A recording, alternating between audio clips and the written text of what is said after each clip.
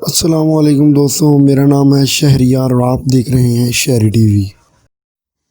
ایک بادشاہ تھا جس کا ارادہ اپنی مملکت کی زمین کی سیر کا اور حال دیکھنے کا ہوا۔ اس بادشاہ نے اس جگہ کو دیکھنے کے لیے ایک بہت خوبصورت اور شاہانہ جوڑا منگوایا۔ ایک جوڑا لایا گیا لیکن بادشاہ کو پسند نہ آیا۔ بار بار جوڑا منگوانے کے بعد بادشاہ کو آخر ایک جوڑا پسند آ ہی گیا۔ بادشاہ نے وہ جوڑا پہن کر ایک سواری منگوائی تو ایک عمدہ گھوڑا لایا گیا، پسند نہ آیا۔ پھر دوسرا اور پھر تیسرا گھوڑا منگوایا گیا لیکن بادشاہ کو وہ بھی پسند نہ آیا۔ تو پھر بادشاہ نے حکم دیا کہ سب گھوڑوں کو میرے سامنے لایا جائے۔ بادشاہ پھر خود گھوڑا پسند کر کے سوار ہوا۔ بادشاہ نہایت تکبر کے ساتھ گھوڑے پر سوار ہوا اور اپنی منزل کی جانب چلنا شروع ہو گیا۔ راستے میں چلتے چلتے ایک شخص نہایت خستہ حال پرانے کپڑوں میں ملا۔ اس خستہ حال شخص نے بادشاہ کو سلام کیا لیکن بادشاہ نے اس کی طرف دیکھنا بھی گوارا نہ کیا۔ اس خستہ حال شخص نے بادشاہ کے گھوڑے کی رسی پکڑ لی۔ بادشاہ نے اس کو ڈانٹا کہ رسی چھوڑ، اتنی جرأت کرتا ہے۔ اس خستہ حال شخص نے بادشاہ کی طرف دیکھا اور بولا، بادشاہ مجھے تجھ سے کام ہے۔ بادشاہ نے کہا، اچھا صبر کر، جب میں اپنے گھوڑے سے اتروں گا اس وقت جو کہنا ہوا کہہ لینا۔ اس شخص نے کہا، جو کہنا ہے ابھی کہنا ہے، اور یہ کہہ کر اس نے بادشاہ کے ہاتھ سے گھوڑے کی رسی چھین لی۔ بادشاہ نے کہا، بول جو بولنا ہے۔ اس نے کہا، بادشاہ یہ بہت راز کی بات ہے، کان میں کہنی ہے۔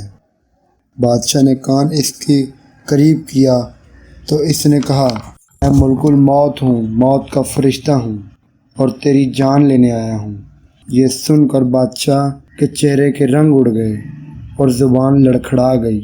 اسی لڑکھڑاتی زبان سے بادشاہ بولا، اے موت کے فرشتے، مجھے اتنی مہلت دے دے کہ میں گھر جا کر اپنا سامان بانٹ سکوں، گھر والوں سے مل سکوں۔ موت کے فرشتے نے اسے کہا، بالکل مہلت نہیں ہے، تو اپنے گھر والوں اور سامان کو کبھی دیکھ نہیں سکے گا۔ یہ کہہ کر روح قبض کر لی گئی اور بادشاہ گھوڑے سے لکڑی کی طرح نیچے گر گیا۔ اس کے بعد وہ فرشتہ ملک الموت ایک نیک مسلمان کے پاس گیا۔ وہ نیک بندہ بھی کہیں سفر پر جا رہا تھا۔ اس کو جا کر سلام کیا۔ اس نے وعلیکم السلام کہا۔ اس نے کہا، مجھے تیرے کان میں ایک بات کہنی ہے۔ اس نے کہا، کہو۔ اس نے کان میں کہا، میں ملک الموت ہوں۔ اس نے کہا، بہت اچھا کیا آئے، بڑا مبارک ہے ایسے شخص کا آنا۔ مجھ سے تو جتنے آدمی دور ہیں ان سے ملاقات کی کبھی خواہش نہ تھی جتنی تمہارے سے ملاقات کی خواہش تھی۔ فرشتے نے کہا، تم جس کام کے لیے گھر سے نکلے ہو اس کو جلدی پورا کر لو۔ اس نے کہا، مجھے اللہ تعالیٰ سے ملنے سے زیادہ محبوب کوئی کام نہیں۔ فرشتے نے کہا، تم جس حالت پر مرنا اپنے لیے پسند کرتے ہو میں اسی حالت میں جان قبض کروں گا۔ اس شخص نے کہا، تمہیں اس کا اختیار ہے۔